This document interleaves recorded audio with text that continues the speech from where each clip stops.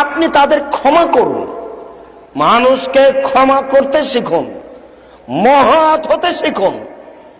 তরকারিতে লবণ বেশি হয়েছে, তাই স্ত্রীর উপরে গরম হতে হবে, স্ত্রীকে গালি দিতে হবে।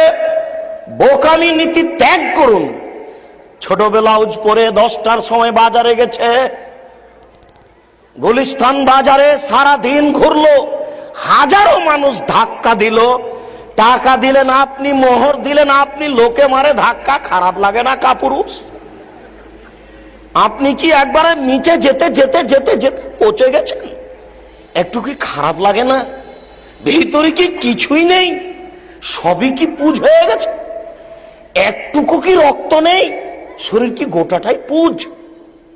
খারাপ লাগে না? খারাপ লাগা উচিত। ঈমান কাজ করে না, ঈমান একবারে অকেজো হয়ে গেছে। ঈমানের উপরে মরিচা ধরে ধরে ধরে ধরে ঈমান বাদ পড়ে গেছে। স্ত্রীর সাথে যদি কেউ জেনা করে তবুও খারাপ লাগে না, একবার শরীর থেকে রক্ত বের হয়ে গেছে সব। রজুলিয়াত পুরুষত্ব বিদায় নিয়েছে, গাইরিয়াত চোর ক্ষমতা বিদায় নিয়েছে। স্ত্রীকে গালি দিয়ে জান্নাত কিনা যায় না।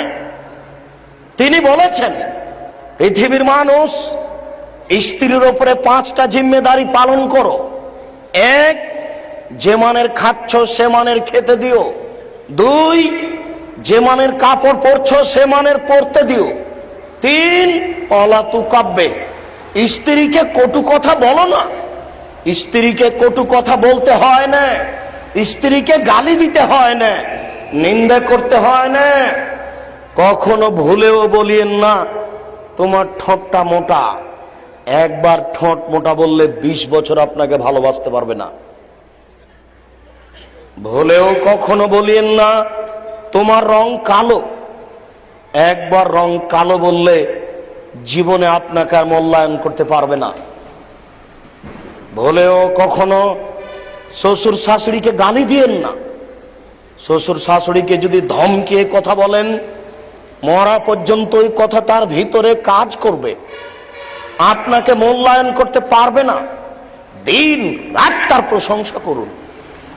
এরপরে তিনি বললেন 4, মুখের উপরে মারো না। 5 নম্বরে তিনি বললেন, অলা তাত্র খাইল্লা ফিল বাইতে, তোমার বাড়ি ছাড়া তাকে কোথাও যেতে দিও না, কোথাও থাকতে দিও না। ও হাটে বাজারের জিনিস নয়। হাটে বাজারে আপনি যাবেন, আপনি কি মরেছেন? আপনার বড় ছেলে কি মারা গেছে? কাজের লোকটা কি মারা গেছে? কাপুরুষ কেন হলেন আপনি? ও কেন বাজারে? ও কেন বাজারে যাবে? ওকে কেন দেখে জিনিস কিনতে হবে? ধর্মকে পাগল পেয়েছেন? রাসূল সাল্লাল্লাহু আলাইহি ওয়াসাল্লাম বলছেন, তুমি তাকে তোমার বাড়ি ছাড়া কোথাও যেতে দিও না।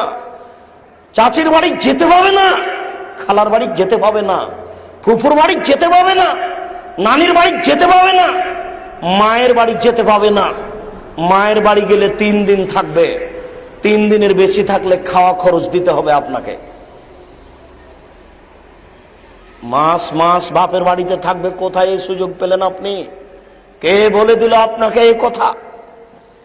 জরুরি প্রয়োজনে কোথাও যেতে পারে, জরুরি প্রয়োজনে নিরুপায় হয়ে বাজারও যেতে পারে, নিরুপায় হয়ে জমিতে ঘাস উঠাতেও যেতে পারে। কিন্তু আপনি কি মারা গেছেন, সে কেন যাবে? যে মুখে তিনি বললেন কটু কথা বলো না, ওই মুখেই তিনি বলেছেন, আল্লে কাসা কালা বাবে, তোমার লাঠিটা তোমার দরজায় ঝুলিয়ে রাখো। তোমার ছেলে মেয়ে, তোমার স্ত্রী দেখে ভাববে, বাপরে বাপ, 19-20 চললে এই লাঠি হবে। যে মুখে তিনি বললেন কটু কথা বলো না, ওই মুখে তিনি বললেন লাঠি ঝুলিয়ে রাখো। যে মুখে তিনি বললেন স্ত্রীকে কটু কথা বলো না, ওই মুখেই তিনি বলছেন লা তারফা আসাকা আলা বাবে, তুমি তোমার পরিবার থেকে শিষ্টাচারের লাঠি উঠিয়ে নিও না।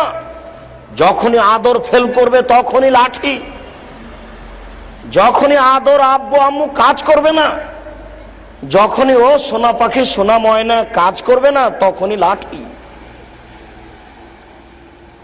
এটাই নীতি।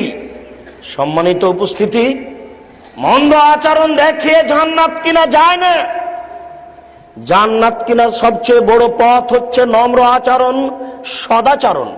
পৃথিবীর মানুষকে আপনি ক্ষমা করুন, শুধু ক্ষমা নাই, আস্তাগফির লাহুম। দিন প্রচার করতে গিয়ে যে গালি দিয়েছে, দিন প্রচার করতে যে আপনাকে ইট মেরে